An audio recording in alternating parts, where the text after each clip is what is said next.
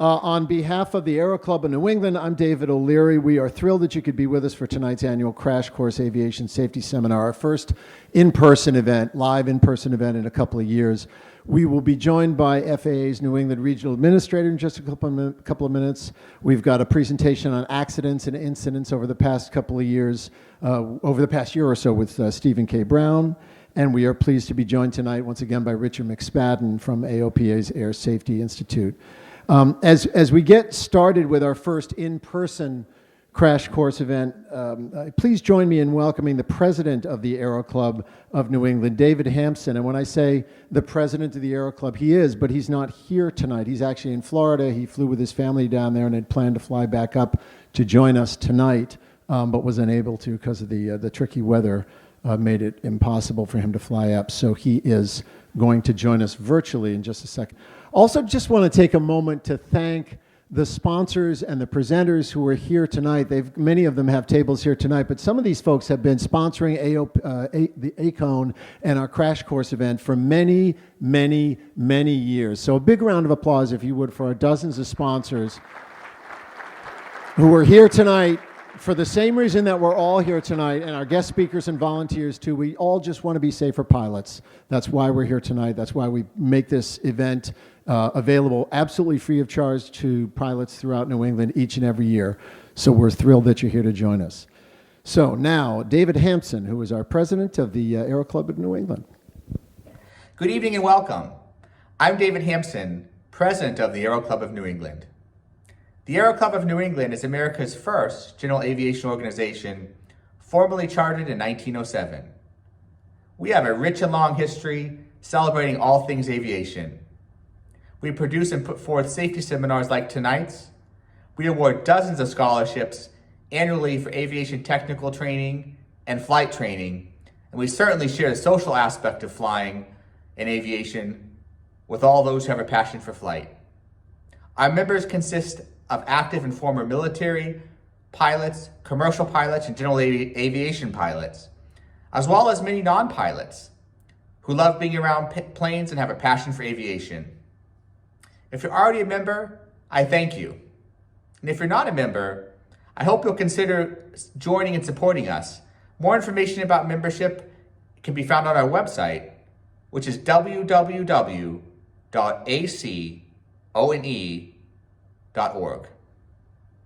I thank you to the Aero Club's Board of Directors, advisors, and club members, along with our event co-chairs, Aero Club Advisor Paul Diet, and Aero Club Director and my Vice President David O'Leary, for making tonight possible.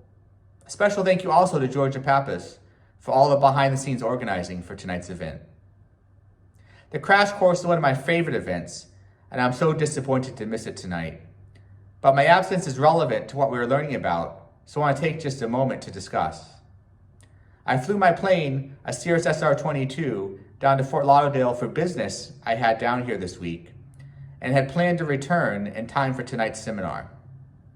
However, forecast wind conditions today were right at the edge of my personal minimums.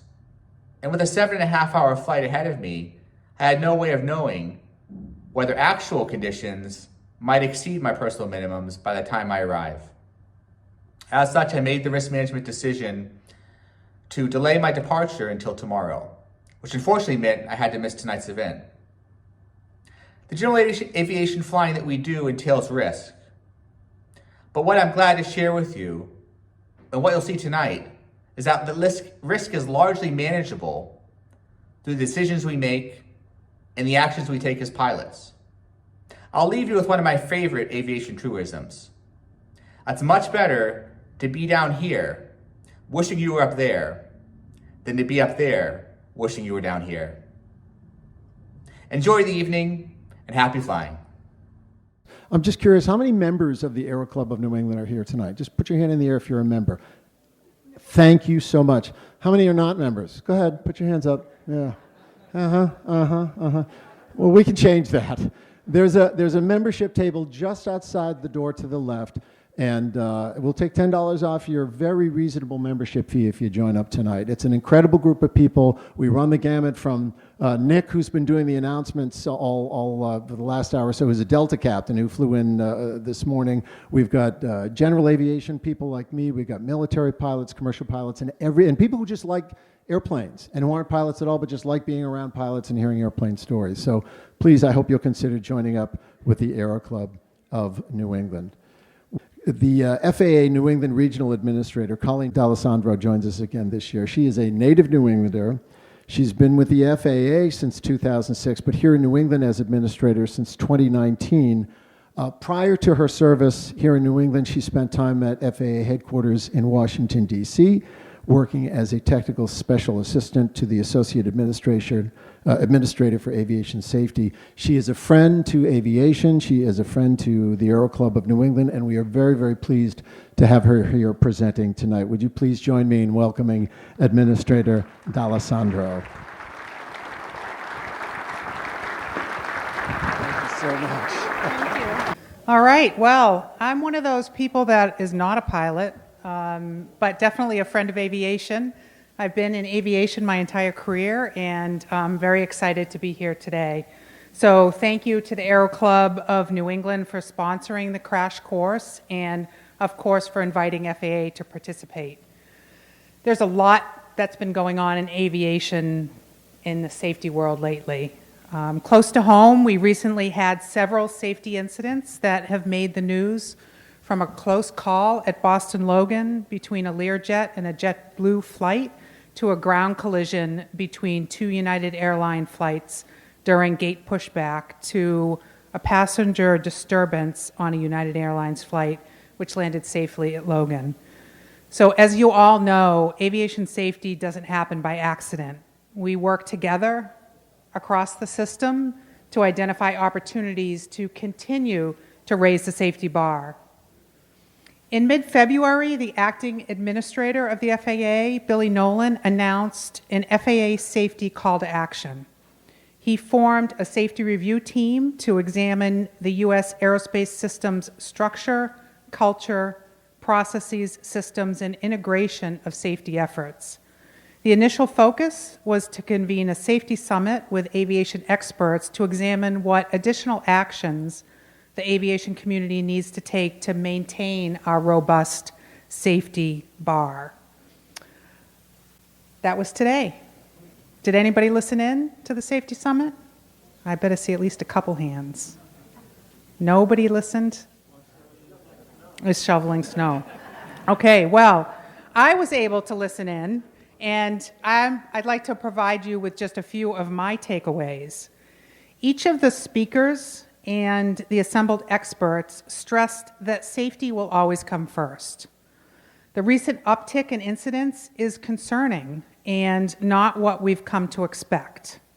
Acting Administrator Nolan used an analogy that stuck with me, and as a pilot, you all probably already have heard this before, but he was always taught to listen to the aircraft. What is it telling you? This was an important lesson that stood out throughout his career. So today he said that we need to listen to the system. What is the system telling us? We need to pay attention to the recent events and treat them like people died. And I know that sounds harsh, but this should be a wake-up call to each of us to ask ourselves, what are we doing? And are we doing everything possible to make sure that our skies are safe, the safest that they can be? Today's Safety Summit, there were many, many different areas that were discussed. Funding, technology, staffing, data sharing, people, SMS, training, and distractions and complacency. And I don't have time tonight to go through all of those, but I do want to just focus on one closing point. That this is not an academic exercise. We need strong collaboration across all of the stakeholder groups. Safety is something that we all have a responsibility for, from the federal government to industry to the legislature, the public, airports, pilots, and labor. And that's just naming a few. We can't rely on the past, and we can't get complacent. Our focus should always be on safety, and we can't be tempted or lured away by other issues. I know there'll be more information shared in the coming days regarding today's Safety Summit, but I just wanted to share a quick snapshot of what I learned at today's call. So I'm going to just touch on a few other items. The FAA Administrator. On March 1st, President Biden's nominee for FAA Administrator, Phil Washington, he had his first nomination hearing, and we look forward to that process moving along to conclusion. In the meantime, Acting Administrator Nolan is doing a great job holding down the fort. FAA reauthorization. We're expecting a new reauthorization bill in 2023, and that will provide the agency with a strategic focus for the next several years. While it will be up to Congress and the President to decide what goes in that bill, FAA's already begun discussions to develop and refine what our priorities are. And I think we need to be bold, we need to be forward-thinking, and we need to take input from all the stakeholders. And while safety, as I mentioned, safety will always be paramount, we'll also be looking at other priorities to maximize air traffic efficiency, fight climate change, and achieve sustainability, and oversee all the infrastructure improvements. And lastly, but certainly not least, recruit a highly skilled, diverse workforce. I wanted to just touch on the NOTAM system. As widely reported, in January, the Notice to Air Missions system became unreliable, probably to say the least, right? The agency found no evidence of cyber attack or malicious intent, which is good news. And the preliminary FAA review determined what happened, and new safeguards and protocols have been put in place. So that will prevent a similar situation. And as we all know, the NOTAM system modernization is critically important, and that will continue to be an agency priority. So touching a bit on runway safety, that remains a top priority for the agency and certainly was a hot subject at today's Safety Summit. There's been quite a few proactive steps that have been introduced to address wrong surface events and reduce that potential for runway confusion and help improve safety across the NAS. Wrong surface alert technology is one area and a tool that FAA has at 43 major airports to notify controllers if pilots line up to land on a taxiway instead of a runway. Boston, Providence, and Bradley all have this advanced ground radar system. Additionally, 100 site-specific from the flight deck videos. Who's watched a From the Flight Deck video? Great, glad to see that. There's been over 100 published to educate and inform pilots and controllers of the risks associated with operating at specific airports around the NAS. There's also a number of other videos that cover safety topics, including wrong surface landings, complex airfield geometry, hold short, wrong direction, intersection, takeoffs, and more. And specifically around New England, we have a number of airports that are highlighted, including Bedford, Mass., Portland, Maine, Danbury, Connecticut, Burlington, Vermont, and my understanding is there's 10 more planned for New England in the coming years. Unleaded fuel, President Biden signed comprehensive legislation in December that included recognition of the collaborative industry government effort known as EAGLE, Eliminate Aviation Gasoline Lead Emissions. And that's to move general aviation to a fleet-wide drop-in lead-free fuel solution no later than 2030. And that's by including $10 million for additional unleaded fuel testing and evaluation. Avgas remains the only transportation fuel in the United States to contain lead. In September, we cleared the way for an unleaded aviation fuel to be used throughout the nation's fleet of piston-powered aircraft. The FAA has extended the duration of all Part 43 aircraft registration certificates from 3 years to 7 years. I think that's good news. Not being a pilot, but I'm pretty sure that's good news for all of the folks in this room. And that went into effect in January. Temporary registration validity was also extended from a previous limit of 90 days to as long as 1 year for new applications. So my understanding is while there's still a backlog, it is moving in the right direction. And I just wanted to touch on STEM AvSed. That continues to be a focus for FAA. And as I've done in the past, I just want to talk about the importance of aviation education. Earlier this month, FAA announced we awarded a number of workforce development grants. And it was so exciting to see 2 New England schools were in that list of awardees. Those New England schools were Cape Cod Community College and Nashua Community College. So I'd love to see more schools on the grant list in the future. If you do have an opportunity to reach out to FAA and talk to us about those opportunities, we'd love to hear from schools across New England. So preparing and inspiring the next generation of skilled professionals in the aviation and aerospace industries is so important. All of you can be role models to a youngster to spark that interest in an aviation career. And I know many of you already make that a priority, whether it be through the AOPA high school curriculum, ACON scholarships, ACE camps, which are coming back in force this summer, STEM curriculums, and various programs supporting tomorrow's youth in aviation.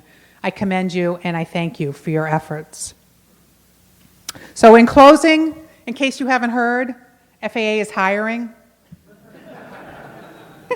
Flight Standards specifically has direct hiring authority, putting in a plug for Stephen Brown. FAA needs inspectors, especially ops.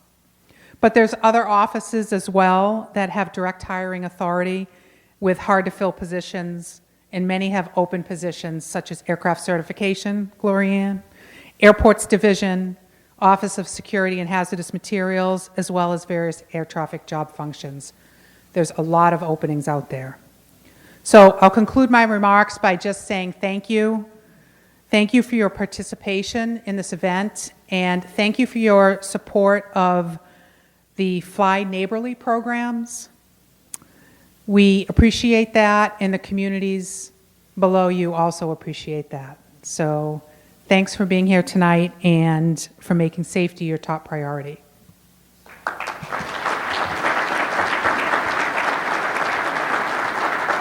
Next up, I'd very much like to introduce New England Regional Accident Review with Stephen K. Brown, who we just love each and every year having to present at Crash Course. Stephen K. Brown is the Aviation Safety Program Manager for the FAA FAASTeam. He's an ATP pilot with more than 6,000 hours flight instructor, Gold SEAL flight instructor with more than 5,000 hours of dual given, and a gifted presenter. We're so happy that he's here to share his expertise with us tonight. Please join me in welcoming Stephen K. Brown. Excellent. Thank you. Thank you very much. Hey, it is really good to see everyone. You know, this is an event we've all been going, or many of us have been going to for many years.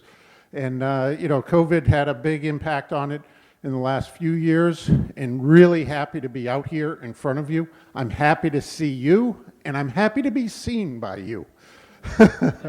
So tonight, what I am going to do, I'm going to cover a quick little overview of the accidents that we've seen in the New England area in fiscal year 2022. We in the FAA don't tend to work on calendar years. We work on the fiscal years that go from October 1st to October 1st. So we're talking October 2021 until October 2022. So as we were talking about, I want to thank all of you for, I know many of you participate in various things that are outreach, trying to help support the industry. And we probably got a bunch of our safety reps for the FAASTeam out there tonight. I know there's been a few raisings of hands, but I do want to recognize them. I know we got a few safety reps. If you would raise your hands, I can see a few out there. Excellent, thank you, including one that just was on video, which is terrific. And the outreach that they do to promote safety in aviation and to promote education. So I want to thank you for that. If you're not familiar, around New England, we have the New England FAASTeam in the Bradley FSDO. We got Rob Leonard on the maintenance side. On the operations side, the pilot side, is John Wood up in Portland, Maine, and myself. And then also up in Portland, Maine, on the maintenance side, we have John Bell.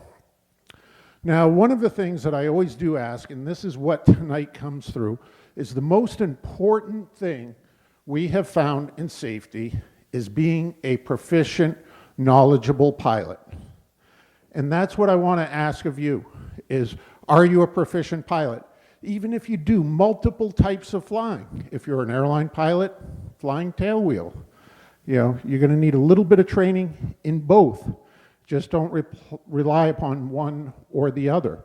So with that, what I do strongly encourage is do something in which you get annual proficiency training and preferably checking each year, not just the 2-year flight review, and also be part of an organization that has outreach for safety events, safety programs at your airport, an owner's club, whatever it may be.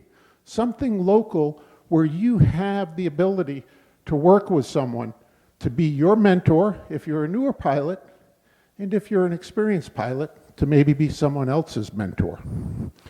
Now, for the FAA, we do have FAASafety.gov that does some of that outreach type of stuff. If you don't have an organization that you belong to, or your organization can also use some of the materials on there. And with that, we have the Wings program. If you're curious, we have what are known as Wings Pros. I know we got 1 or 2 at least I've seen here tonight that can help you with that program and get you set up if you need it. And the Wings program has 2 parts to it. I want to thank you. You're here tonight, believe it or not, as part of part 1, the knowledge part. And that has 3 items to it, 3 credits of knowledge. There's knowledge topic 1, which covers aeronautical decision making. Knowledge topic 2 covers primary factors of accidents in runway safety. And then knowledge topic 3 is electives, where you get to choose what you want to learn about. But on top of that, there is also the flight side, and that's what we do need. It's not only thinking up here, it's moving the controls, it's the motor skills, using the mind with that muscle memory. And there's 3 parts to that also, 3 credits. There's flight topic number 1, which involves takeoffs, landings, and go-arounds, kind of a primary area of incidents and accidents. Flight topic 2, slow flight stalls, basic instrument. And flight topic number 3 on airport operations. You complete all those credits, 1, 2, and 3 in knowledge, and 1, 2, and 3 in flight. You can achieve a level of wings which can count for flight review, can help with insurance. I would probably assume that Dave's company offers a discount for people participating in the Wings program. I'm not going to speak for him, but I suspect that's the case. Tonight, what this comes from is some of the annual reports that we do. We do one for the office. I also do one that's special across the country for glider information. And I do that every year coming up in about the next month. That one has grown so large, I actually break it up into 4 parts now, where we do data stats, we do updates on prior year accidents, we do pure gliders, and the last session is on motor gliders and tow planes. But tonight, we're going to be taking a look at some of the information from the local office report. The Boston FSDO, I always say this, and it is very true, it's literally and figuratively the Rhode Island FSDO. It's that tiny little FSDO. You know, all these others cover these large geographic areas, but we just cover a small part of eastern Massachusetts, Rhode Island, and the islands. However, we are about one of the few FSDOs that has a dozen or so tower-controlled airports in our district. We're one of only 3 FSDOs in the entire country that cover an entire Class Bravo airspace area. So we see a lot of different activity here.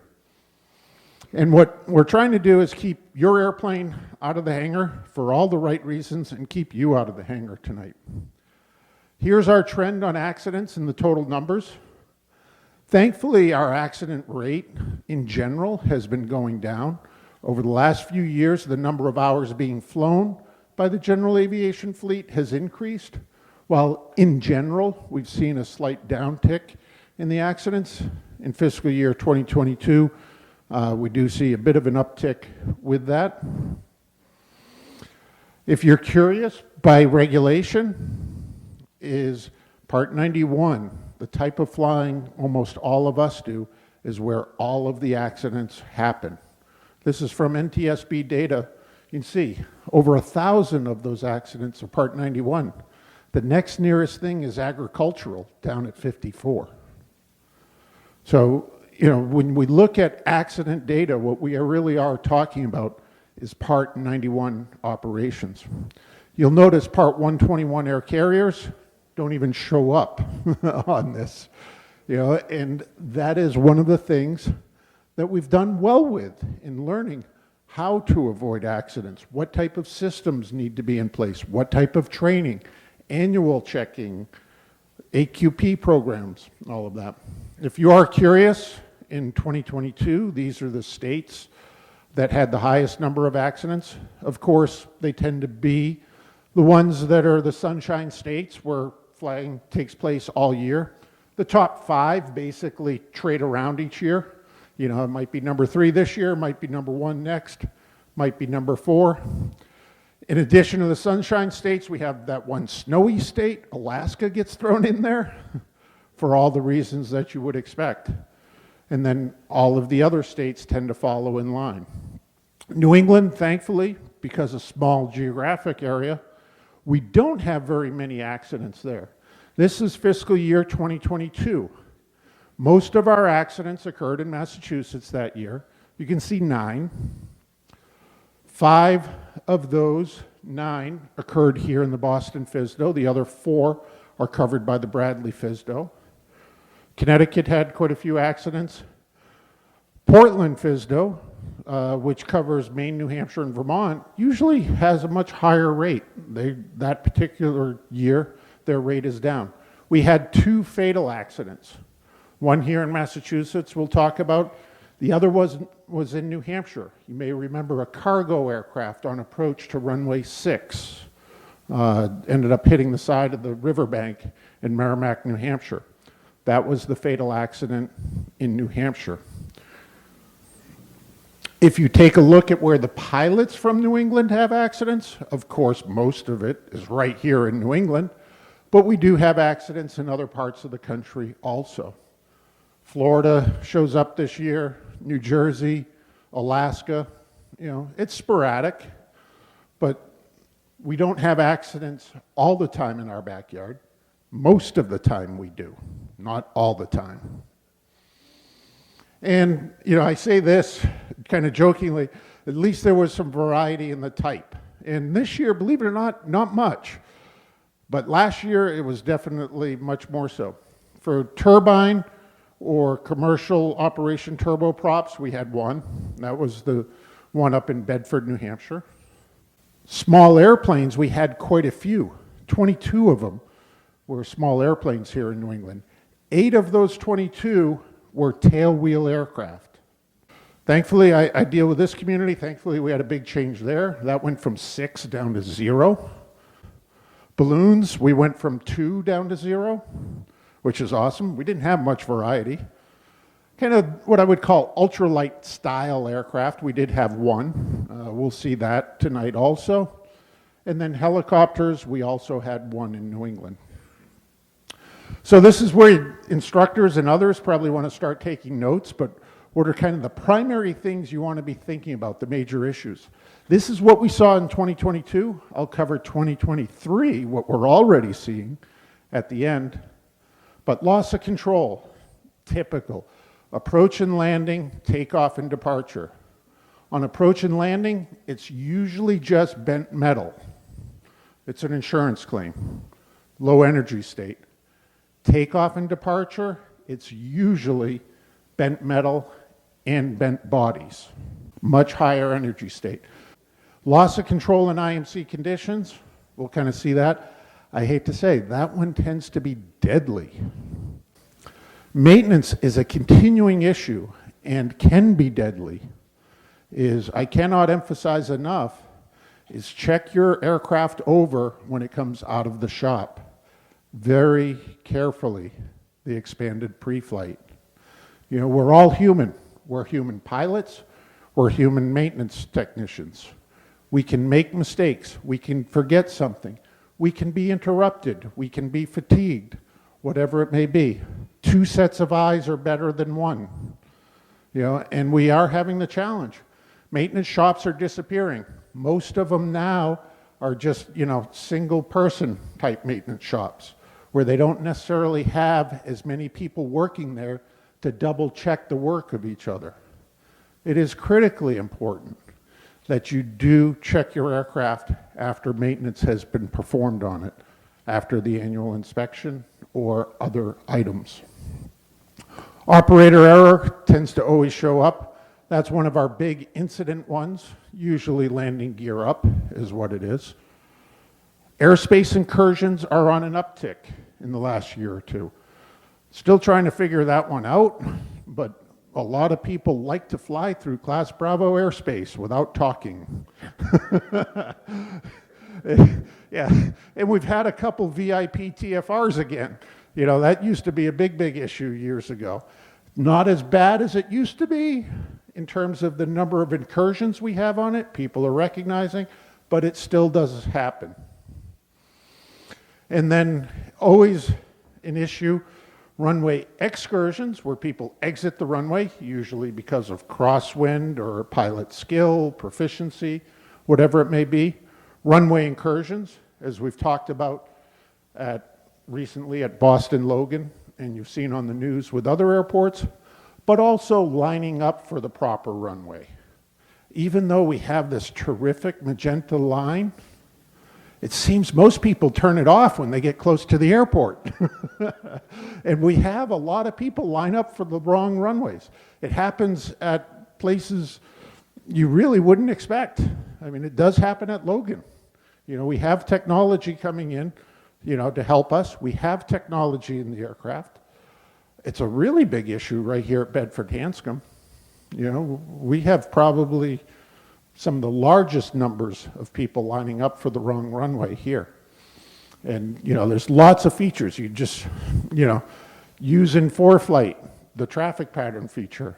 Get yourself lined up with the wrong runway. We have a lot of people line up for runway 23 when they should be lining up for 29. We have it down in Groton, you know, Bradley. We have it all over New England. Even occasionally, these are fewer, but we occasionally have people lining up for runway 29 at Worcester, thinking they're lining up for runway 29 at Bedford. Believe it or not, it happens. So those are the major issues. If you're going to work with a flight instructor, you know, or you are a flight instructor working with people, these are the things I'd probably bring up. So let's look at the Boston FSDO accidents. This is representative of New England as a whole. The first one was our horrible accident. It was our fatal accident. You know, and many of us knew the pilot in relation to this. It happened down near Chatham. It was early in the year, late October. This is the information from the NTSB, the type of aircraft. That's a picture of it there. It was fatal. Thankfully, on both of our fatal, if you can say thankfully about fatal accidents, the only people on board were the pilots. So we didn't have many deaths associated with the fatal accidents. But private pilot, airplane single engine, no instrument rating, third class medical, 300 plus hours total, nothing out of the ordinary. But here's the flight track. Was coming back from the Midwest, stopped for fuel in Pennsylvania, descended out of about 8,000 feet down to about 1,000 feet, over Chatham, overflew the airport, out over the ocean, made a left 270 at 1,000 feet, then started a right-hand turn, and it started descending, and radar contact was lost at about 600 feet. And this is the information here. The kicker to this, which many people that fly out on the Cape know this, is you can have perfect VFR weather, in theory, but still be in instrument meteorological conditions out over the ocean. And that's what we suspect is a factor here in this one, is you'll notice person was out over the ocean after the sun had set, after it had become completely dark. It was a night that there was almost no moon, but that moon even wasn't going to rise for another 5 hours. It was nowhere near the horizon. So pitch black out over the Atlantic Ocean, few sparkles of stars in the sky, and a few sparkles glistening off of the waves. It's hard to tell. So it looks like we've had a few of these over the years. You know, controlled flight into terrain, loss of control, IMC conditions, however you want to describe it, but where it ends up being a very detrimental outcome. Next one was kind of our ultralight style aircraft, the experimental amateur built. Was at Middleborough, Mass.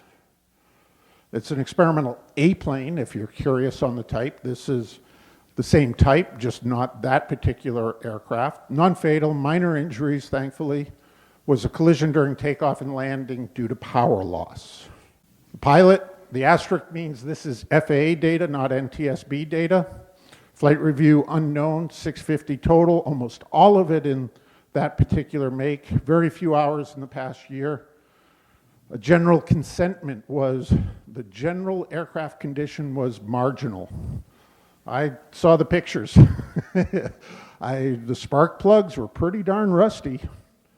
The fuel filter, well, it had a plastic case. I don't know if there was any filter material left in it. That was kind of the condition that it was in. This is what it looked like. Thankfully, just scratches, bumps, and bruises on the pilot. But one of the factors they think was a factor to the condition of the aircraft was how it was stored. For many, many years, stored in this hangar, which was just tarps without ventilation with a dirt floor. And just the moisture that the condensation that developed was eating away at the aircraft and the condition of it. Next one was out in Block Island. How many people here remember Marlborough Airport and flew in and out of there, right? The running joke between the pilots is the fence would never get rusty at the end of the runway. Right? Guess what? This is the one now that is the case. It seems every year we have one or two aircraft take out a fence at Block Island due to pilot proficiency. This is preliminary right now also. Was a Piper Comanche 250. Non-fatal, no injuries. Was an overrun on landing. This is FAA information here with the asterisks, as I mentioned. Private pilot, age 63. Medical unknown. Flight review, 12 months prior. 400 hours, 116 in type. Just 29 in the past year. Not bad for a general aviation pilot, but more would be better. Remember, when you go home, the person from the FAA said you should fly more. Take a note. Next one was Hanson, Mass, Cranland. This was the aircraft here, picture from its previous owner, but the actual aircraft. This one is final, Part 91 personal, Cessna 150, non-fatal, no injuries, hard landing. We'll take a look at that private pilot, 58, third class medical. Little bit interesting, the information given to the FAA was that the person had had their flight review just a few weeks prior to the accident on June 8th, 2022, then told the NTSB they had it on 9/8/2022 with a form that they submitted on August 3rd. Not saying anything, it might just be a miss, but I want to point out, you'd be surprised at when we look at incidents and accidents, how many people are out of date on flight reviews. 389 total, 190 in the make and model, only 4 hours in the past year. Just very little flying. Pilot departed with a known deficiency with the nose landing gear due to a hard landing he made on a grass runway a few days before. Now, what happens on Sundays in the summer at Cranland? Breakfast. That's what the pilot was doing, flying into breakfast after kind of having a hard landing just a few days before. Pilot landed hard on all 3 gear on this landing, and then had felt that the grass strip one was sloppy, so forth and so on, and had noticed that all the hydraulic oil had leaked out of the seals in the piston and figured had compromised it. Never thought to inspect the front wheel through bolt. So hit hard at Cranland on all 3 gear, nose wheel rips off. You can see, if you're familiar with the Cessna 150, 152, the circles indicate where the engine mount brackets and firewall brackets would be going down to the top of the nose wheel. Nose wheel is missing in this picture here. And this is what it looked like after it was all said and done. But NTSB probable cause, improper landing flare, which resulted in hard landing, contributing to the accident, improper decision to depart and land with a known mechanical deficiency with a nose landing gear. Barnstable, Mass was later on in the month. Most of our accidents occur April, May, June, July, tend to. That's when most of flying takes place. Preliminary personal, this was the aircraft. No injuries, but a tree strike due to a long landing. ATP 66, second class medical, nearly 30,000 hours, 1,100 in make and model. What was specifically noted was shifting wind conditions. Basically, as described by people at the airport when the pilot departed, it was favoring one runway. Winds had shifted around. Pilot came back and made 2 attempts to land on the same runway that they had taken off from, although it was likely trying to land with a tailwind. This is what the aircraft looked like. You can see the dents. You can see where the tree hit. Landed very, very long down at the end of the runway and could not stop before they went off the end and ended up hitting a tree. Thankfully off on the side versus taking it right onto the fuselage. And at the end of the year, this is one that normally doesn't qualify as an accident, although this one did, and we've already had one this year in 2023 that does, that is some form of a gear up landing. Now I say that because in this particular case, there's not strong evidence that this is a, oops, I forgot to put down the landing gear. This appears to be more an anomaly with the landing gear versus the one we recently had. But the NTSB has issued the final report. Like everything, Part 91 personal, that is the aircraft there. Injuries, none. Private pilot, age 80. Third class medical was valid. But flight review was expired / not reported. We cannot confirm nor deny, but it is the suspicion for both the NTSB and us that the person was well outside of their flight review. No evidence providing otherwise was presented. 2,000 hours total, 1,200 in that make and model. Had owned the aircraft for 20 years. 20 hours in the last 90 days. Last year, not reported. What is interesting, there's not regular mechanical services at the airport, Plum Island. Some of you know Mr. Noise that is there sometimes. But this aircraft was on its last day of having a valid annual inspection when this occurred. Don't know if the pilot was out just flying around before bringing it to the shop, but you know, if he was to fly it the next day, technically by regulations would have needed a ferry permit. NTSB did not complete the form. Information was gathered through the FAA and other means. The reason why it was an accident is it wrinkled the longerons on the bottom of the fuselage when it hit the runway. Pilot reported immediately applied brakes for a short field landing and believed the nose gear collapsed due to pushing the nose down in the tricycle gear aircraft. He stated he had landed it this way for 22 years and was the way he was instructed. Now it catches attention, but this is something that years ago when we transitioned from tailwheel aircraft to nose wheel was actually commonly taught. When people didn't understand tricycle gear aircraft that well, only knew tailwheel, we had many instructors teaching this. And this is just an indication of maybe this being, you know, tribal knowledge that got passed on, and maybe we're still seeing it here today. I'm not surprised to see that statement for someone of that age. It's not the first, nor do I expect it to be the last time.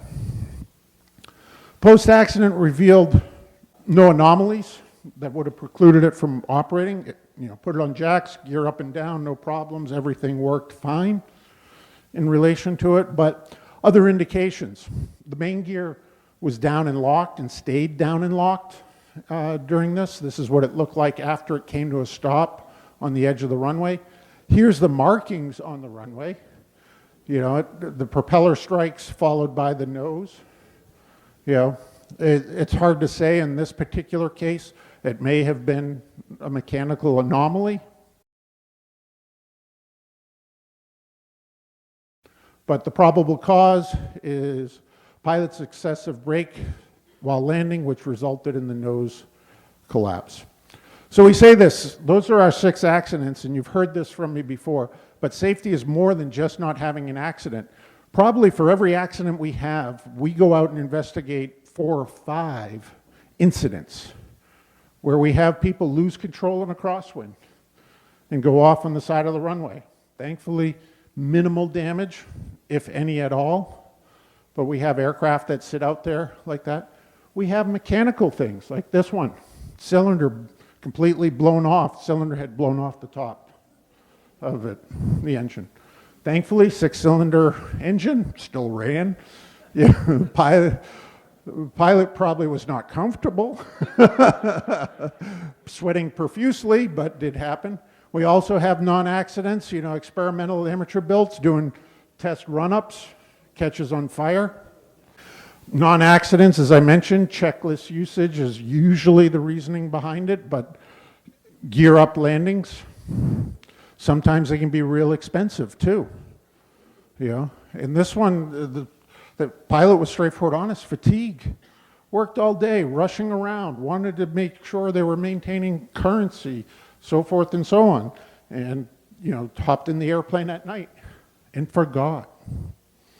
Well, just overly tired. And it ends up being a pretty substantial insurance bill. There's a part of the NTSB serious incident for the rotorcraft folks. This was added in a few years ago, but, you know, we have things. This was actually a pretty decent one, but pilot lost part of their tail rotor, was able to land it. It was an experimental helicopter, but all worked out okay. But for any helicopter pilots, you know, when you're supposed to have 2 and you only have 1 back there, it's not a good day.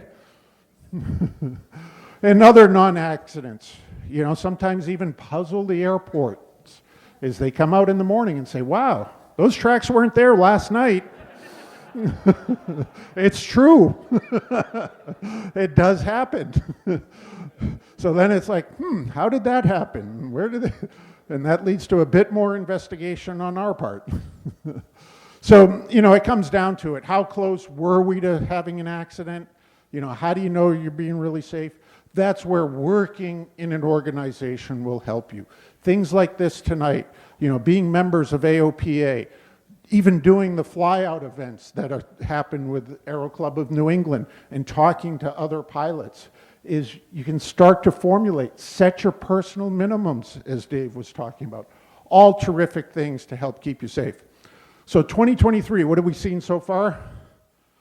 Well, we've had an accident associated with flight instructor takeover and managing risk in the instructional environment, extended pre-flight and first flights after maintenance. It looks like we've had a fatal accident associated with that already. We've had controlled flight into terrain, sun glare. This happened up in my home airport, and I actually had pictures to show that FAASTeam what it was like trying to land at that airport with the sun coming right down, setting on it. IMC approaches, controlled flight into terrain, fuel management, exhaustion, starvation. This happens every now and then. Wildlife strikes are significant enough that it qualifies as an accident. We've had that already. Pilot proficiency, ability, new aircraft or new conditions. You know, operating experience counts. You know, there's the 100 hours PIC for new captains, Part 121, commuters. Airspace incursions, runway lineups, and checklist usage. So I bring it. Are you a proficient pilot? Please do annual checking.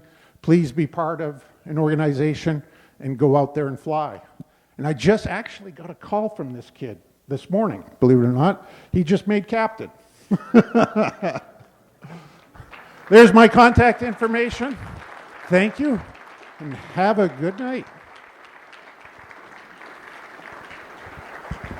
And at this time, we'll open it up for questions for Mr. Brown. Hi, I happened to see the one at Beverly a few weeks, or maybe it was about a month ago, the gyrocopter. But could you give us more detail on what went wrong there? I cannot go in depth in any accident that's under current investigation, but when I alluded to pre-flight after maintenance, I think that is an area that the NTSB will be looking at in that accident. Hey, Stephen. Hi. Hey, yep, Rich Bruce. We meet at last. Hey, yes. Yep. How you doing? Good, very good. When you're talking about runway incursions, what does the drone situation out there look like these days?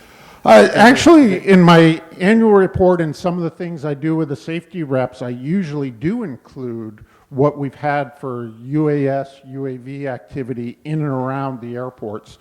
We have a terrific person in the Boston FAASTeam. He actually helps out all of New England and even nationally some, Sean O'Connor. Colleen's nodding her head because she knows it too. You know, does an absolutely terrific job. By far, we have a lot of events that tend to occur around Boston Logan. Andrew will attest to that.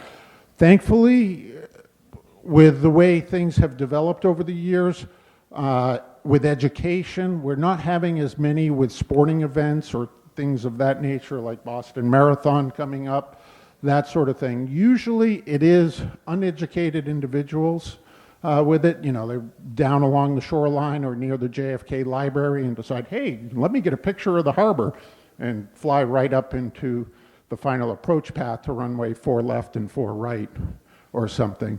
When you do look around New England, it pretty much is here in the Boston area primarily. By far, Boston Logan has the most reports. Providence is up there. Bedford is up there. Portsmouth has quite a few just because of nearby to the ocean, and the same thing with Portland, Maine, too. Most of them are usually pretty hard to find the individual unless it is associated with something where there may be some form of tracking available to law enforcement. We don't do it in the FAA, but law enforcement has some tracking capabilities with usually associated with large events. Very good. Thank you very much. You're welcome. Hi, I had Hi. a question about airspace incursions. Yes. And so, in today's world, you probably know who it is. How are they kind of enforced, or is there any action if there's one detected? Actually, that is a terrific question, and thank you for asking that, because it has changed over the last 10 years. You know, it's now almost 14 years ago I started in the FAA, and if you had an airspace incursion, especially a VIP TFR one, it was, the FAA was going after your license, no ifs, ands, or buts. We did change, you know, we say it jokingly from terminology years ago, but in the enforcement side, we went to a kindler, gentler FAA, now what, 6, 7, maybe 8 years ago, where we really look to do counseling or remedial training before we go after any certificate action. And the reason why, which is terrific, is aviation, and even general aviation, the majority of people are trying to do the right thing. It's very rare for us to find somebody that's just violating regulations blatantly. It's usually that they don't understand something properly, misunderstood something, didn't hear an ATC thing correctly. So we tend to focus on those, and that's what we use the safety reps for, is counseling and remedial training. In fact, I know there was one safety rep I saw here today, and I think he started running away from me, but I was like, I need you for remedial training. And the other safety rep bolted. We have time for one more question before Richard McSpadden's brief.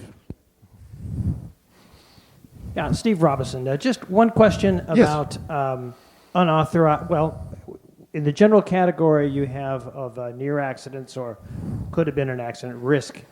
Are you seeing much what we might call hot dogging, unauthorized low altitude aerobatics, buzzing, that sort of thing within the FSDO area? We see it occasionally.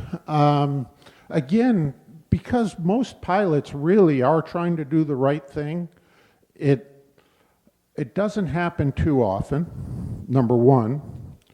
Number two, although, or we pretty much all know, with GPS, ADS-B data, and other things available, people are getting to see that more. And people that post things like that on social media tend to have somebody else kind of call them out for it when they do post it on social media. And also occasionally, if we do have somebody that we're noticing a trend to, again, that's where safety reps and others come in. I know there's a safety rep that deals with a specific type of experimental aircraft, and there's somebody that, you know, we've had a talk to already about that, you know, and they pop up flying low where they shouldn't be. It's, hey, can you go engage with, you know, Joe Schmo pilot here? Because they really need to start to get it. Now, that leans back to the other question. That's what we try to do first and foremost, is the counseling and remedial training.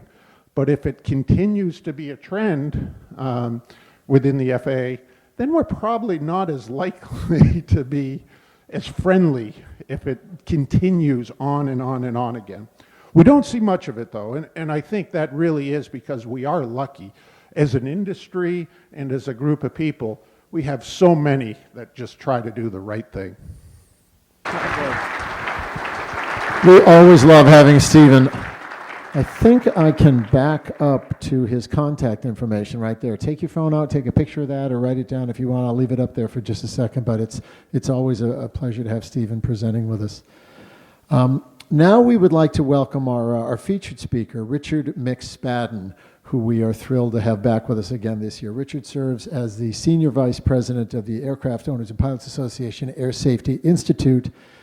He leads a team of certified flight instructors and content creators that develop and distribute aviation safety material, all of it free of charge, advancing general aviation safety industry-wide. The Air Safety Institute distributes material through their YouTube channel, through podcasts, through Facebook, through an incredible website. It's accessed about 12 million times annually, and if you're not subscribing and you're not taking advantage of some of this material, you're really, really missing out. Richard has logged over 5,000 hours in a variety of civilian and military aircraft, commercial pilot, CFII, MEI, numerous ratings. He taught his son to fly, He instructed his daughter to solo. Does she have her license at this point, or she's not just yet in the 1993 Piper Cub? He also served in the Air Force for 20 years, including the prestigious role of commander and flight leader of the U.S. Air Force Thunderbirds flight demonstration team, where he led over 100 demo flights as the lead aircraft. He joins us this evening after spending much of the day talking about safety, especially aviation safety, and I'm hoping he'll talk a little bit about that. Richard, good evening and welcome. Yeah, good to see you. Nice to be here. Yeah. I'll pop this on your top that. So what happens when you lose an engine or you lose pressurization or a door flies open and suddenly you've got just seconds to make the right decision? What happens physically and mentally? What's going on in your body, and how does that impact you as a pilot? That's what I want to chat with you about a little bit today, is what's going on in our body that's built for 0 knots and 1G, yet we take it up to all kinds of altitudes and all kinds of Gs and all kinds of speeds, and we're not made to act that way or think that way. And we get in trouble if we don't realize what the limitations of that are and kind of how to trick our minds and our bodies into working in the aviation sphere. So that's what we're going to chat about. Before I get going too much, I want to chat with you a little bit about a little update on what's going on with AOPA. So I don't know if you guys feel it here, but despite a lot of things that are going on in our country with some inflation and some other things, GA is still booming across just about every sector. I don't know if you've tried to get your airplane in an avionics shop recently. I don't know if you tried to do something like get multi-engine training. Good luck with that. Nearest one I can find is 3 or 4 months out. I don't know if you've ever tried to buy a used airplane recently, but we are just booming. What we found was when people, during the pandemic, when people saw the convenience and the comfort of general aviation, they didn't go back. And so we're still in the best times that I've certainly seen in my lifetime in general aviation. A little bit about our advocacy group. Our advocacy group in AOPA is one of the top 50 advocacy groups in the nation for any industry, anything. You think about that. One of the top 50, you know, there's everybody that's the way our system works. You got to have advocates on the Hill that are trying to help you get your point of view across. And our chief advocate, Jim Kuhn, has been singled out as one of the most effective lobbyists on Capitol Hill that there is. So that's who you have fighting for you up on the Hill and inside the FAA. And this is just a couple things that we've got going on. And you can see how some of those impact you, including Mark just testified before the House committee, and he testified on the concerns that we have about some of the FBOs, specifically two specifically, that are consolidating operations and trying to price us out of the market and push us off their ramps. And those are public ramps paid for by public money, and we think GA has a right to be there, and we think they owe us transparency in the fees they're charging and where the ramps are. We're pushing really hard on that.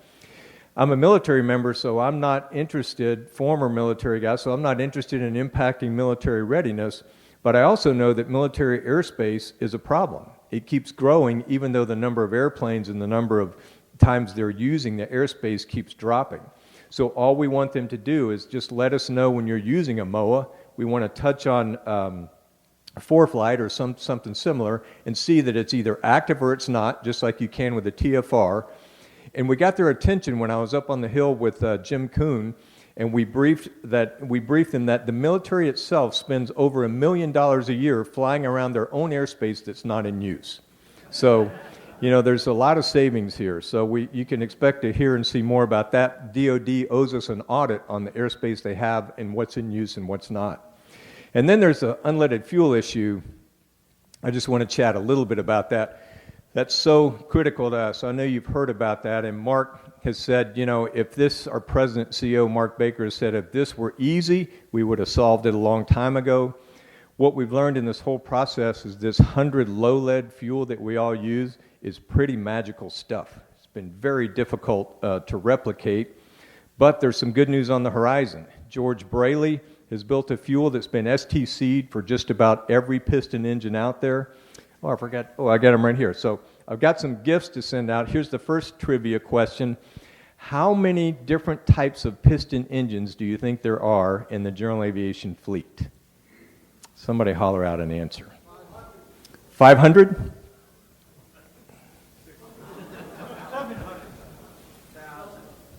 Way higher than 1,000. Okay, 1,000 was the nearest guess.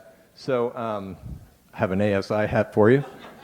So 1,800 types of engines in the piston engines in the general aviation fleet. And the new fuel that we need needs to be fungible, needs to work with any other kind of fuel, like 94 unleaded or 100 low lead for a while. And so it's got to meet all these requirements. And the good news is the GAMI fuel looks like it does. It passes the STCs, so we're well on the way. Swift says they will have 100 low lead fuel sometime this year. And there's 2 fuels in the FAA PAFI program that's showing some promise, a program that's been around for over a decade and that we taxpayers have spent $50 million on or more and hasn't yet produced a fuel, but we're hearing that there's 2 that show promise. So we're on the way to getting the fuel. Then, of course, we've got to get it refined and then distributed. So there's a lot of work to do, but I'm certain that we'll make it by 2030. And that's why we put that date out there. One thing that people may not know is unleaded fuel, or low lead fuel was on a thin thread anyway. There's a single plant in the world, in Liverpool, England, that makes the kind of lead that we use in our fuel. And so if anything happened to that plant, whether it's politically or economically or any other reason, we have about a 2-year supply of lead to go in our avgas. So that was always thin ice. So we knew for a while that we needed to get off of low-leaded fuel. And so when the EPA came out with the endangerment finding, that just accelerated the process. So we're off and running, and I'm certain we'll get there, but it's been pretty amazing. You guys know about the advocacy we do, and there's some airports in your region that you see up there, Great Barrington, Hartford, and East Hampton. And each one of those, AOPA is working with local communities. Usually that's what we do. We have area support network volunteers, and they will usually give us an indication there's some kind of problem going on at the airport. They want to close the runway, they want to close the airport, they want more encroachment. And at that point, what we try to do is go in and work with the people on scene there and say, okay, what do you want? What's the best way to approach this? And then we go in a unified fashion, and we have a pretty good track record. Our You Can Fly programs are all about growing aviation. So everything AOPA does revolves around really 3 things: protect general aviation, grow it, and keep it safe. And all these You Can Fly programs that are funded through donations to our foundation are all about growing the pipeline of pilots, and they're doing pretty well. This, of course, is really near and dear to my heart because that's what I do at AOPA, run the Air Safety Institute. Our material is accessed about 10 million times a year, and you can see the different channels that we're on. We try to be wherever, whenever, however you consume information, we try to be there. So we have podcast listeners out here. Yeah, so the podcast is really a lot of fun if you're a podcast listener. All of our stuff is free, as David said. And in fact, David O'Leary is the producer of our podcast, who I met about 3 or 4 years ago, I guess, David, here at ACON. And we were chatting, and he was saying he was in radio. And I said, well, we need a podcast producer. And so, voila, David's our podcast producer. So a lot of fun to do that. And several other types of material of interest to you, all of it free thanks to donations to our foundation. So I always talk about where are we in terms of GA safety. What's important to remember is that we are in the safest times we've ever had in general aviation. And if you look at the activity bars, which are the bars across the top, you can see we had the same level of activity, roughly 26 million flight hours in 2021. It's not on this chart. So about 26 million that we had in the mid-90s, and we were about twice the fatal accident rate. So I was at the FAA summit in Washington, D.C. this morning, and part of my communication to the group there was, let's make sure that we also acknowledge what we're doing right. and we're doing a lot of things right in GA. It's not enough. We still have about 200 fatal accidents a year. There's probably 300 plus people in this room. We have about 300 fatalities. So if you imagined the size of this room is the amount of people that aren't around for holiday festivities and dinner tables and that kind of thing at the end of the year, it's a pretty sobering thought. So I'm proud of all we've done. I know that we still have a lot more that we can do. And so that's what I tell people, is GA safe? Absolutely it's safe. Safer than it ever has been, and trending even safer, but we still have a long way to go in my mind. So keep that in mind when you talk to people about GA safety. We fly 26 million flight hours a year. That's about 30 million takeoffs and landings, and we have about 200 fatal accidents a year. So I sit on the General Aviation Joint Steering Committee, and we set a goal. I co-chair that with the FAA, and we set a goal to drop fatal accidents by 10% over 10 years. We look at it every month and see how we're doing. The black line is the glide path. We would need to hit that glide path to meet our goal for the year. So anything under that glide path is good. The green line is how we did in 2022. You can see the red line. We're off to a really good start in 2023. So far, so good. So my congratulations to you and how you're flying your airplanes. So let's move into today's discussion and talk about a pilot in distress and what's happening inside your mind and your body. I always look at accidents from a perspective of what was the pilot thinking. We can all sit here at 0 knots and 1G and see that the decisions they made and the actions they made are illogical. But what I like to look at it is, in the moment, for some reason, the pilot thought that was the most logical action that was available to them. And to me, it's always a curious thing to try to piece together the elements, put yourself in their cockpit and the decisions they were trying to make, and try to figure out why did that seem so logical to them at the time. Because if that ever happens to me, I want to recognize it. And so that's what we'll talk about some tonight. I want to start out with a case study here about a King Air 350 accident from Addison, Texas. And let's see, there we go.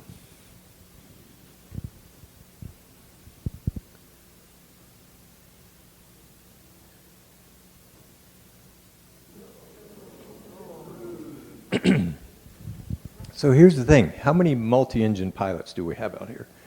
A bunch. Wow. Well, the ironic thing about multi-engine training is you never fly on both engines when you're in multi-engine training. Your instructor's always pulling an engine on you. That's the entire emphasis of multi-engine training, is how are you going to handle it when you lose an engine? And when you lose it in this most critical phase of flight. And there's a critical 15-second window from about the time you rotate in piston twins until about the time the gear comes up, where if you lose an engine, you must be on your game. There is no time for misinterpretation, for misaction, for stumbling around. You meant to reach for the prop and you hit the throttle. There's no time for any of that. And so making sure that you're ready for that critical 15-second window is crucial for multi-engine training. So why these guys this was a two-person crew. You can fly a King Air. I've got about 600 hours in a King Air. I used to be a evaluator in the King Air. You can fly it single pilot just fine.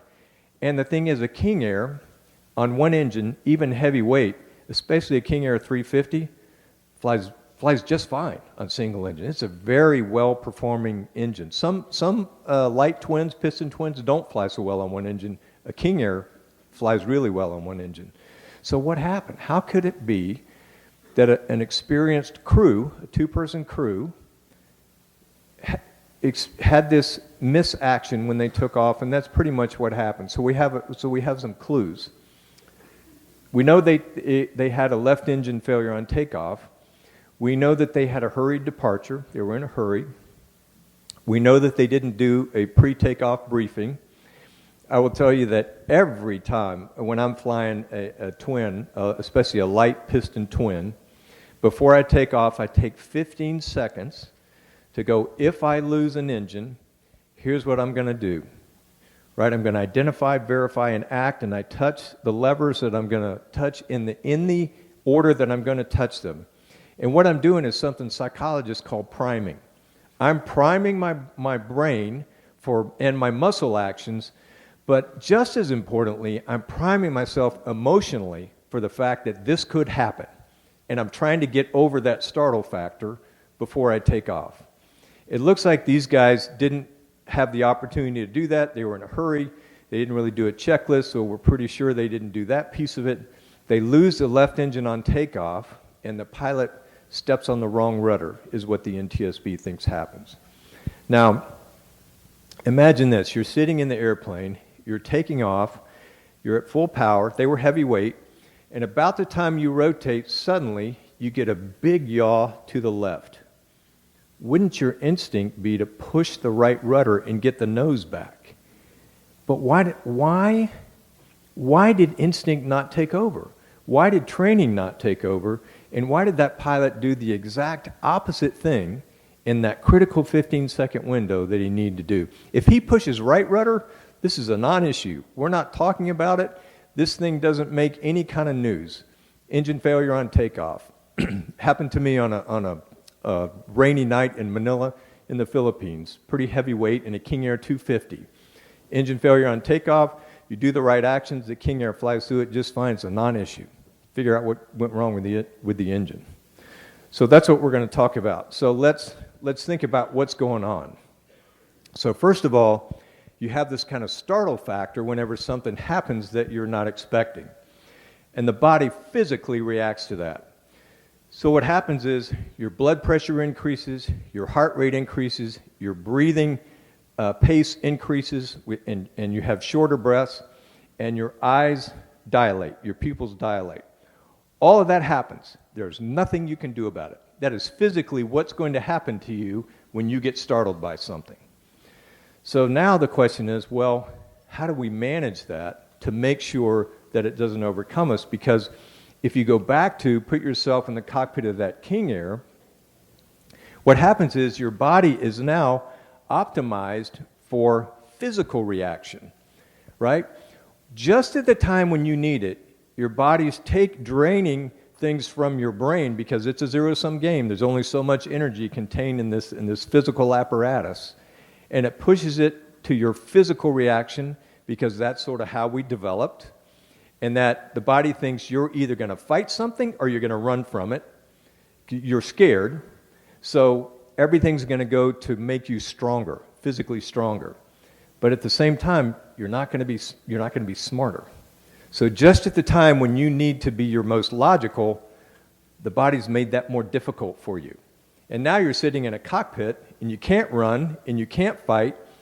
So what happens is you're much stronger physically, and if we go back to put ourselves in the cockpit of that King Air, now when he pushes the wrong rudder, he's pushing it with a lot more force than he probably ever has before because he's got so much more power and blood flow that's going to his muscles, right? So that's what happens. The eyes will dilate, and what we'll tend to do in an emergency situation or a crisis or when we get scared is we'll focus on what we think is the most critical issue. If it is the most critical issue, we're okay, but we also know we're in aviation, we're pilots. There's never a time when we can afford to spend more than about 3 to 5 seconds looking at one thing. So now the problem is our body's optimized to focus on what it thinks is the biggest threat. So there's studies that show that this is really an issue for police officers. They go into a room and they have multiple fatalities where exactly this kind of thing happened. They break into a room and they see somebody, a threat with a gun in the back, and they focus right there and they miss the guy standing right there with a shotgun. Never see him. Why? Because they're focused on what the body thinks is the most immediate threat. So what do we take from that? What we can take from that as pilots is, now let's put ourselves in that situation where you can name the situation, you lose an engine on takeoff, you lose pressurization up at altitude if you're flying a pressurized aircraft, an engine fire, a door comes open, just anything that startles you. is first to realize that that's going to go on in your body. You'll start to recognize that now, by the way, now that you're sort of attuned to it. When you're out driving around and somebody kind of startles you and pulls in your lane or something, you'll notice the physical reaction now that we brought attention to it. And so now that you know that's going to happen, you can sort of modulate it a little bit, right? You can realize that's your physical reaction. It's natural. You can try to take deep breaths, to sort of slow everything down. You can realize that you're physically going to be much stronger. And we can also realize sitting here now that we won't have the ability to think cognitively on the level that we'd prefer to. We simply won't. So how do you handle that? Well, we train, right? So here's kind of the way the brain responds when everything's going well, right? When everything's fine and we kind of have the situation under control, then what happens is we see a new situation, then we go back and we think, the brain first looks and says, have I ever seen this situation before? And it will try to tag it to something. It's much more comfortable in a situation it's been in before. So it will try to tag it to something that's similar. And then it will come up with an emotion. Said, yeah, this is similar to this. We trained for this. This isn't any big deal. And your brain will methodically work through the operation. If you're not trained for it, if you're not prepared for it, now the mind starts to scramble. And it will start, here's the really challenging thing, it'll start making stuff up. Because it doesn't like a vacuum. You've heard that. Nature hates a vacuum, so does the brain in a crisis. So it will start making some assumptions. And so that's what we want to train away as pilots when we get ready for these scenarios, right? We don't want to put ourselves in a situation where our brain is scrambling a little bit, trying to find something, and we start moving levers and switches somewhat haphazardly, even though we're trained not to do that. So that's what we want to try to prevent. And if you think of, a couple scenarios, there's the King Air scenario, right, where that was challenging for those guys, and they weren't there in the moment when they needed to be. And then you think of this one with Sully, right? And you think, that had never happened before. That was not in their training. It's not in any checklist. Bird strikes, double engine failure on takeoff, and he had just a few seconds to figure out return or put it in the Hudson, which nobody had ever done before.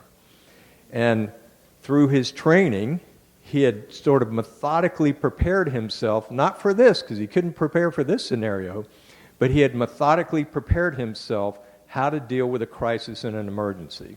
And being able to handle his physical reaction to that and his mental reaction saved however many lives were on the airplane. I've forgotten. 155. Thank you. So, what can we do? So we can keep in mind that your mind is just like your physical attributes. You're only as strong as you train to. Whenever you go to run a race or lift some weights or whatever, you can't just show up the day of and go, I'm going to run my best time today. It's not going to be very good. You're only going to be as good as you've trained to. And mentally, we're the same way. So what we can expect of ourselves as pilots is we're only going to be as good as we train to. So what we can do is train for whatever scenarios that we think may happen or the crisis, and we'll have a couple that we'll give you here as an example in just a few minutes. So create your scenarios now, put pressure on yourselves now in some fashion, and try to get rid of that startle factor. And whatever you fly before you take off, even single engine, I have to be honest, I don't always, but I try to, right before I take the runway, think to myself, if I lose this engine, here's what I'm going to do, right? So I always do it flying a light piston twin because of the criticality of that 15-second window. So prime yourself. Here's an example. Now this can be a controversial accident, so I don't want to get into the controversial pieces of it with Boeing and all that. I want to talk about the human factors piece of this. And what the NTSB determined was this airplane was recoverable. Yes, it was a difficult problem. You may remember it in Ethiopia, the MCAS failed, and the way the MCAS works on a MAX is it pushes the nose down. So it's designed to keep AOA from getting too high under certain circumstances. And in this case, after takeoff, it looks like a bird hit the angle of attack probe. They only had the MCAS tied to one AOA probe. And when it did that, the MCAS started giving erroneous, the MCAS got erroneous inputs and started pushing the nose down. The Ethiopian crew, according to the NTSB, did not respond appropriately. They kept the throttles in full takeoff thrust, even though they were out of control diving towards the desert. They never pulled the throttles back, and they never managed their trim either on the yoke or, importantly, their stab trim cutoff switches. They misapplied those. They attempted to turn them off, then they turned them back on. And so the whole thing points to the discussion of, look at the difference in how Sully handled the situation he was handed, and look at the difference here, and the whole difference is training. These guys were not prepared for this kind of scenario, and you can think, it's easy to sit here at 0 knots and 1G and think, well, why didn't they pull the throttles back? Why didn't they pull the trim harder? Why didn't they use the training? By that time, Boeing and the FAA had put out information on how to handle this, and all crews were supposed to be trained. The NTSB thinks that the Ethiopian crews were not trained. So they weren't primed. They weren't ready to handle the situation. And so just based on what we've already talked about, their brains started scrambling. This is something I've never seen before. I don't know what to do. They started making up switch actions out of sequence that made their problem worse. And we know from what we talked about earlier, now they're focused on, they think their biggest problem is controlling the pitch of the aircraft, and neither of them ever think to pull the throttles back. And the NTSB says pulling the throttles back or turning those stab switches off, either one would have made the airplane recoverable. So it's a lesson learned in how things can happen and how things operate. So responding to a crisis, if we're rusty or if we haven't prepared ourselves or primed ourselves, then it's sort of chaotic, it's disorganized, it lacks focus. All it takes is some training and some repeated training, and then that 15-second window before we take off to prime our brains for, if this happens, this is what I'm going to do, touching the levers that you're going to move and readying yourself for the situation. Makes a huge difference. Okay, I'd like you to read this little paragraph here and develop a mental picture of what's going on here. I'll give you about a minute or so.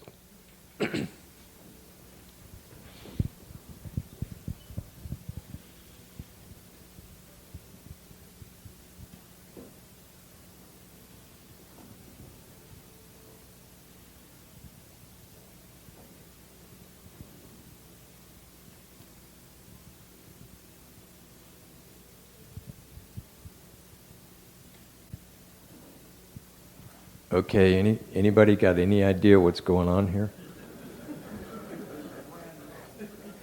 Okay, does this help?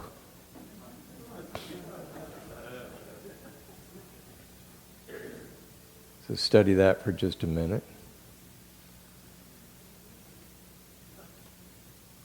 And now read it again.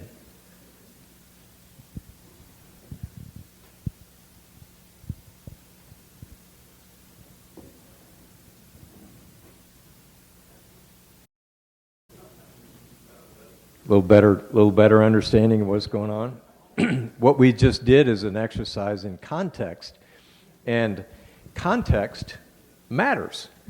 Context, it turns out, can improve your recall on something. It can improve your performance on a task, on a complicated task. And if you take something out of context, oftentimes what happens is you get confused, you get a little frustrated, and you get a little irritated. So some of you were thinking, that McSpadden guy, who invited that guy up here anyway? Because it was just annoying to you, which happens when you're hit with a lot of information out of context. When you think about it, sometimes that happens to us in aviation. You have what you're expecting, you have your plan, you've thought it out, this is how you're going to execute your flight, and then suddenly here comes ATC, or here comes the weather, or here comes a passenger or something, and you guys are probably, much better at this, but I tend to go first to the irritability thing. I'm irritated. I put a lot of work into this thing. I don't want any of this out of context stuff. And so it's something to keep in mind that context, it turns out, can help us in every way. So how do we take advantage of that? Going back to how are we going to take advantage of that as pilots in aviation? And how are we going to build on it? We can develop context through training, through repetition, and through building mental pictures of what our systems look like, what the flows look like. So in just about every new airplane, I get the opportunity, I'm going to fly for a while. If I buy an airplane or I know I'm going to fly it for a while, I will map out my own checklist flows, because I will go item by item, and I want to know, why do I turn the boost pump on here in this step, in this flow, and why do I not turn it on here? And to me, it's really important that I understand that, and then I can do it, sort of rotely and let my muscle memory take over. But I won't do it near as rapidly or as confidently if I didn't take the time to understand why it's done that way in the first place. So I spend a lot of time trying to understand that. And so I know that I used to get to fly an Avion a lot. I owned one. And then I flew the AOPA Extra that we had for a while. And then I fly my friend Mike's Epsilon. And the point I'm telling you this is they all have boost pumps. In the Avion I flew, you didn't turn the boost pump on takeoff or on landing. But in the Epsilon, you did turn the boost pump on takeoff and landing. And then in the Extra, most of the time you turn the boost pump on landing, right? So it's like just making sure that I sat and thought through every one of those scenarios and why it made sense to me is really important, to draw context so that I understand the switch actions. I wonder if you guys have heard of the OODA loop. Yep, definitely in the back. Anybody else? Yeah, a few people. So how many people have not heard of the OODA loop? I'm curious. Okay, yeah, most people. Okay, so the OODA loop is something that was developed by Colonel John Boyd, who's an Air Force guy, and I think it was the Korean War, and the Air Force had asked him to study, I think it also came from World War II, but anyway, they had asked him to study, why do some fighter pilots do better in combat and others don't? Like, why do we have these people that are fantastic aces and they go into very difficult scenarios and they always make it out, and some other people don't? And so what Boyd came up with is this OODA loop. And basically what he reported was, it's not so much stick and rudder skill. What they do better is they run the OODA loop faster and with more quality than their counterparts, and then importantly, than their enemy does. Somehow they're able to observe what's going on inside and outside their cockpit, put the whole aerial combat in context, decide how they're going to take advantage of it, and then act. And running that OODA loop faster and better than their enemy is why Boyd postured that some fighter pilots were better than others and had better kill ratios. The U.S., by the way, went on to expand this OODA loop concept to not just a tactical environment, but the strategic environment. John Boyd's OODA loop is how we designed the whole Desert Storm campaign back in 1991. We took out the Iraqis' ability to observe, and then we took out their ability to orient it for their troops on the ground, so their decisions and their actions didn't matter. They were so haphazard. So the OODA loop is really powerful when you think about, now back into your own cockpit, how you're prioritizing your ability inside your cockpit with whatever avionics you fly with to observe your situation, to be able to take in new factors and update your orientation, make a decision and act, and constantly run that OODA loop. We know from GA accidents that it's a big problem with us in GA, the very first decision we make. So what we tend to do is, as GA pilots, or really I suspect this is pilots in general, once you make your first decision, you're very much inclined to stay with that decision. It's hard to push you off of that decision because you've spent so much mental effort in making that decision that you don't want to go back and revisit it again. So I can give you countless accidents where the pilot took off in marginal conditions, on the fence, go, no go, decides to take off and launch, the situation gets worse, and they still continue. and that is a failure of the OODA loop. They ran the OODA loop one time and then didn't update it. So my suggestion is we need to think about our OODA loops and whether or not we're running them fast, but fast with quality. So let's talk about preparing our mind. Here's a couple other good things. We know that some pressure is good, right? But too much pressure, you get on the front side of that curve, and now it tends to have a deteriorating effect on our performance. Yet if you're on the back side of that curve, it can have the same problem. This is actually a problem for airline pilots because especially if they're going long overseas, they'll spend a lot of time sitting in the seats where there's not a lot of activity, and so they're on the backside of that power curve. And now as they come into, and if they had some kind of event, or they're come into a busy airspace or something, now suddenly they've got to ramp up and move up that curve very quickly. So that's something that they deal with in the airline industry, is how they can manage performance on the backside of that curve. For us in GA, most of our ground loops, if you're a tailwheel pilot, happen on long, wide runways with light winds.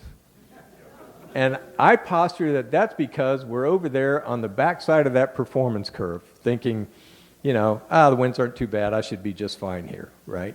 Bunch of tailwheel pilots in here? Yeah. I won't ask for a show of hands. I'll just tell you that every single one of us have had that happen. Not a ground loop maybe, but where we've kind of scared ourselves a little bit on a long, wide runway because we just got a little bit complacent. Coping with complexities, I mentioned how powerful it is to develop flowcharts that you can sort of visualize that will help your cognitive ability in the moment. So remember, your cognitive ability is going to be constrained if you have one of these situations happen to you that happens to you in a flash, in a moment. So realizing that you're not going to be able to think as well as you'd like to, most likely, if you've done your pre-study, if you've drawn diagrams and pictures that are either in your checklist or that you've done yourself, having built that context beforehand and having primed yourself for it before takeoff will make a huge difference in your performance. So the way we optimize our training is initially in our training, take all the time that you need to run through your flows, walk through your flows, and understand each part of your checklist and each part of your actions and why you're doing them. Now your advanced training is you accelerate that a little bit and now throw in some scenarios that make you go out of order, that throw off your sequence, that interrupt you in a sequence. So now you're trying to induce chaos into your cockpit so you can practice that whole scenario of getting yourself under control, right? And then repeat, repeat, repeat. The key to being good at anything is recency and frequency. If you do it a lot and you've done it recently, you're going to be good at it when the time comes. So we mentioned practice under pressure. We threw up a couple sample scenarios that we thought you might, just because, that's kind of the bloodthirsty people we are at the Air Safety Institute, just trying to, give you guys some options for how to create challenges with each other in your cockpit. So you can look at these. This is also on our Safety to Go website. You're more than welcome to download this presentation, and all the stuff we do is free. So health matters, So, we all joke at this, but the power of a 10 to 20 minute nap in the middle of a day, if you've had a long day and you're going to go flying that night, or you're going to have a long night ahead of you, the power of a 10 to 20 minute nap is just incredible. So not being shy about that and embracing that is, some place we can think of. So try to keep in mind your sleep matters, your nutrition matters, and it's a factor that you need to think about. And when you think about your readiness to fly, and when we say readiness to fly, this is where I think sometimes we fail.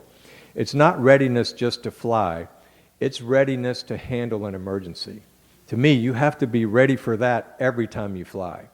So it's not, I think I can get there, I'll be just fine. It's, I'll be just fine if I lose an engine, if I lose pressurization, if the weather goes down, are you going to be fine then?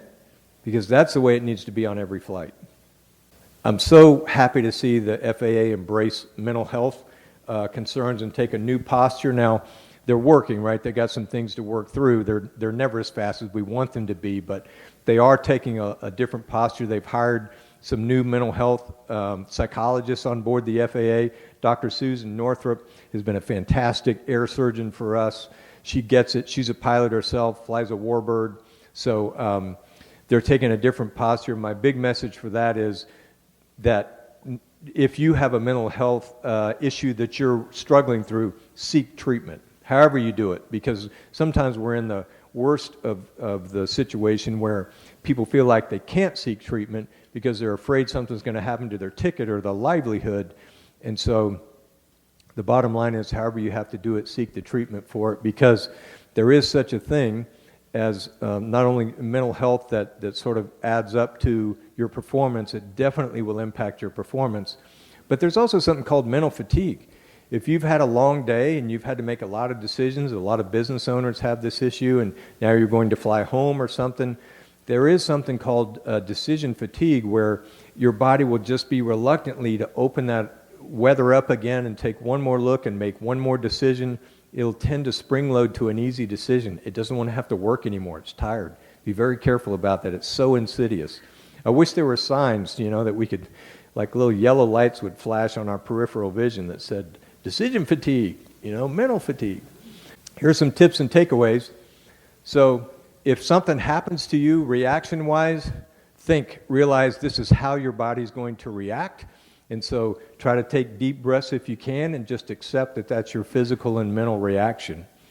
And then, ATC, they may not be able to help you with some kind of action or even anything you need from them, except for just that calming voice on the other side of the radio that kind of subconsciously says, I'm here with you.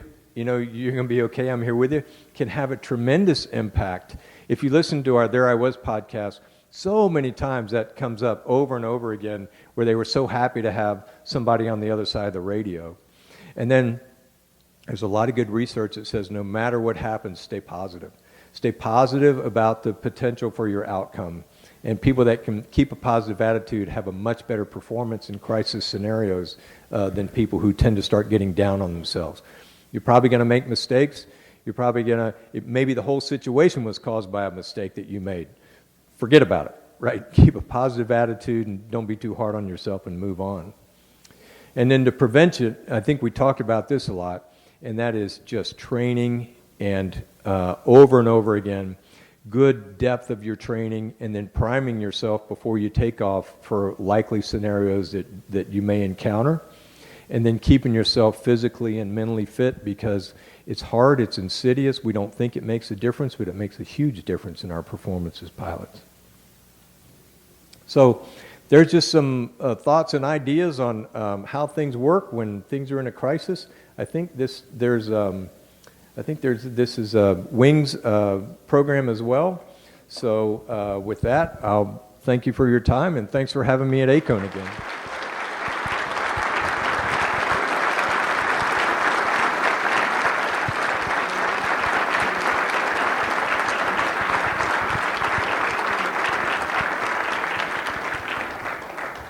And we do have time for a few questions for Richard McSpadden. As a student pilot flying a helicopter, everything I did was really good except my touchdown landings. I had an engine out. My momentum was to my side, not straight, because I started turning when I was still going too fast hover taxi. When an engine went out, I went into slow motion. Everything went slow motion. I made the most perfect landing. I did everything just right. And it just was weird that it was slow motion. Yeah, fantastic. Have you had any explanation for? Yeah, no, there is something, and I should be very careful. Everything that I've briefed you on tonight is stuff that I've read in books. I'm a state college liberal arts grad, okay? So keep that in mind. There is something called either for some people it can be time compression, where it works the other way, where they start thinking rapidly, and for other people time can slow down. And it sounds like that's what it did for you, and I don't know enough to know why that reaction happened, but I'm glad it did, and I'd like to give you an ASI hat.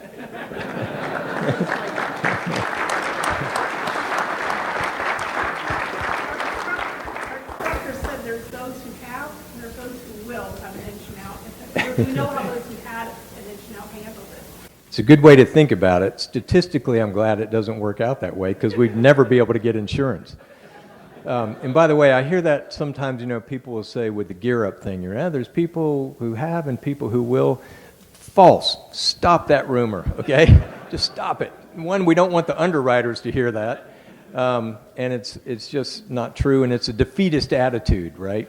But I will say, I think I'm very susceptible to having a gear up, which is why I try to be hyper focused on having the gear down. I know I'm susceptible to it, but I don't buy that it's eventually going to happen to me one day. Hi. Hey. I was just curious, what was the name of that episode you were just talking about in your podcast, the AOPA podcast? It's called There I Was. Is the name of the podcast series. Oh, okay. Yeah. It wasn't a particular episode that you were referring to, or with the ATC? Yeah, which one? Oh, they were talking to ATC? Yeah, you were just saying something about I couldn't catch the name. Yeah, there's a couple different, I think we have like 50 episodes now, or 55. It's been downloaded 4 million times. We're so happy where's David? We're so happy with that podcast. And I would like to give you an ASI t-shirt. Another question? Yeah, I truly apologize because it's not a safety question. But I'm old and I have relatives in Nova Scotia. I now have basic med. Do you have any idea when Canada's going to honor that? Yeah. It's been really frustrating to us because Canada won't respond to us on the basic med issue. For a while it was, they wanted some kind of tit for tat issue, which I thought we had worked through. And then, Canada just pretty much shut down in the pandemic. So it's been really hard to get back with them. I'll tell you that we're frustrated enough where we're trying now is we're going through ICAO. And we've been working this ICAO process for basic med for about 3 years. It's on the fast track of the 5-year process. But what we're hoping is and it looks like it will. It looks like we've gotten support from it through different ICAO countries, and once it becomes an ICAO standard, then they'll pretty much have to accept it, and it'll be universal worldwide at that point. So believe it or not, that appears to be the fastest way we're going to get to go to Canada on basic med. Yeah.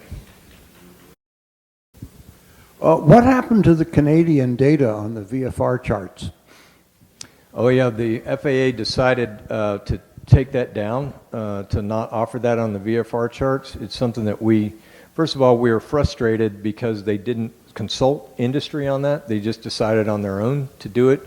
We were very frustrated with that because it felt like to us that somebody in the FAA legal department just had too much sway in how to do that, and that's what we were told, that it was a liability thing that they didn't want responsibility for.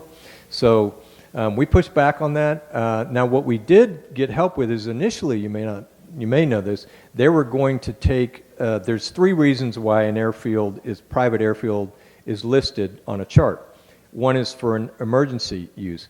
They were going to take the airfields off that were listed for emergency use, and we, raised a stink about that. So they've agreed to keep them on and just eliminate the word emergency from the little chart thing when you read it. So it was all a part of that movement on the FAA, and I'm sorry, I don't have a better explanation than that. We were surprised by it. We didn't know they were going to do it. And time for one more question from the other side of the audience.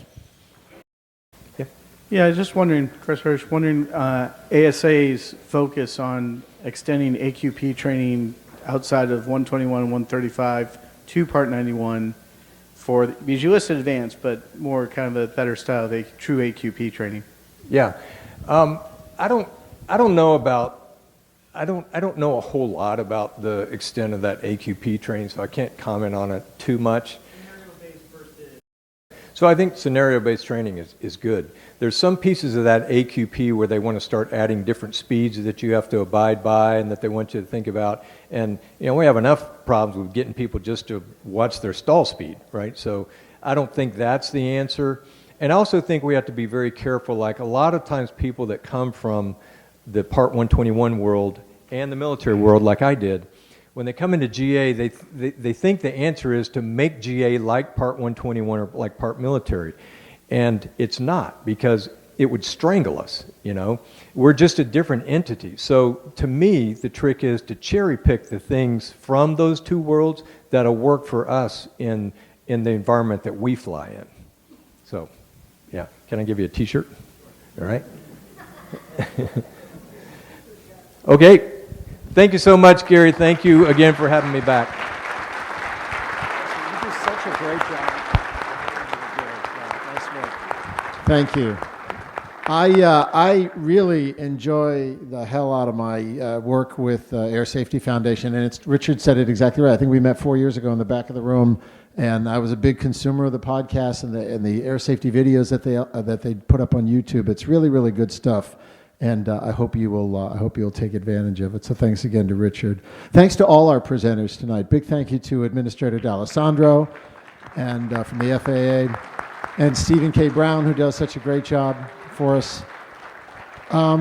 Let's see. I also want to thank so many of the. I don't think we can say this enough. So many of the supporters. There are ACON members and board members and directors and just supporters who are here tonight who make all this stuff possible. We make it free to do this stuff because we think it's really, really important. We also think it's really, really important that it be free. So the names that you see on the sign here are people who have been supporting the Aero Club of New England for many, many, many years. So thank you to each and every one of them for that.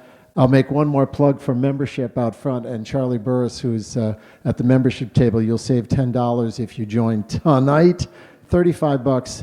And events like this will be coming your way. Again, a giant thank you to all of our sponsors, all of our vendors who are here tonight, and thanks to ACON's Keith Leonard, our president David Hampson, Dr. Gary Kearney, Georgia Pappas, Deirdre, who would not be an ACON event without Deirdre, down in front here, Charlie Burris, and everybody who pitched in tonight to make our crash course possible. It's great to be back in person. Safe travels home, safe flying. Thank you all for coming. Good night.